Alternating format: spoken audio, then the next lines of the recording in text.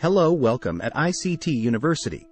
In this video, we'll look at the process of replacing an existing system drive, the drive that houses your operating system if your original drive is failing, or maybe it is just outdated and you want to install a better drive.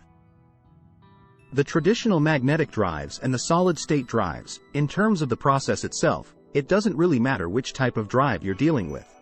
Before undertaking any kind of drive replacement, you should be certain to back up all data and keep the original drive intact until the entire replacement or upgrade process has completed and been tested. Always leave yourself a means to revert back to what you were using before you started. From that point, you should also create or obtain a recovery disk, which provides you with the means to boot the computer even in the absence of a standard hard drive. If you're removing your existing system drive and replacing it with one that has never been used before, then there is no data on that drive therefore, there's nothing to boot from. A recovery disk is essentially a mini operating system environment that can be used to prepare the new disk to receive an operating system.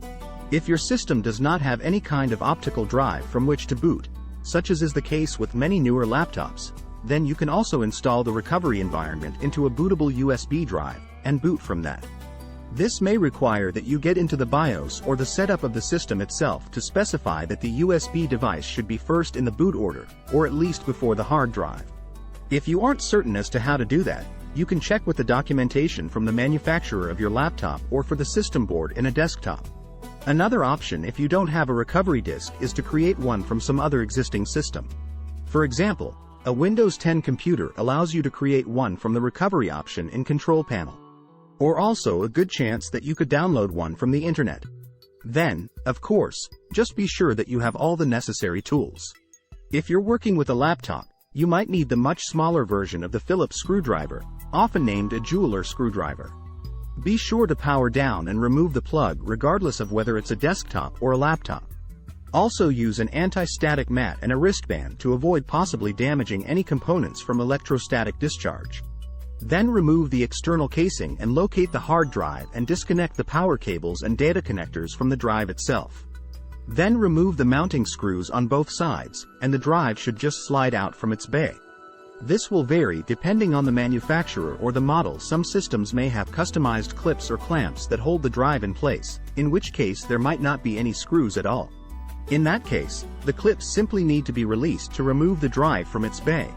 When the old drive has been removed, insert the new drive into its place and mount with screws, or use the built-in clips. Attach the power and data cables and close the computer case. If you're working with a laptop, then the process itself is still similar, but there are differences in the physical units.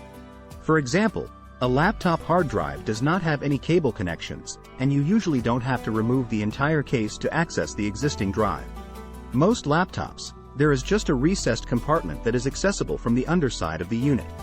You might need to remove a screw to remove the compartment cover, but once you access the compartment itself, the drive usually just has a tab with all of the contacts on it, which slides into the slot that is built into the motherboard, which then makes all the connections, including the power.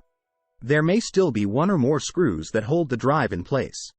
This ensures that the drive doesn't become disconnected from its socket, since laptops are much more prone to being dropped or bounced around.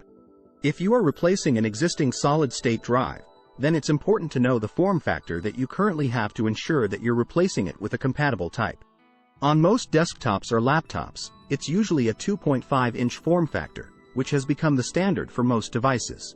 But for devices such as tablets or any kind of ultra-thin or mini device, you might encounter the MSATA form factor or mini serial ATA. The ATA stands for Advanced Technology Attachment, which is only about 1/8 the size of the 2.5-inch. And in the smallest devices, you might encounter the M.2 or M2 form factor, which is often described as being about the size of a stick of gum. These would be found in devices that are very constrained for space, so it would be unlikely that you'd encounter them in a desktop or a laptop. Before you proceed with a replacement, just be sure to verify what you have now and that your device is compatible with what you want to use as the replacement drive.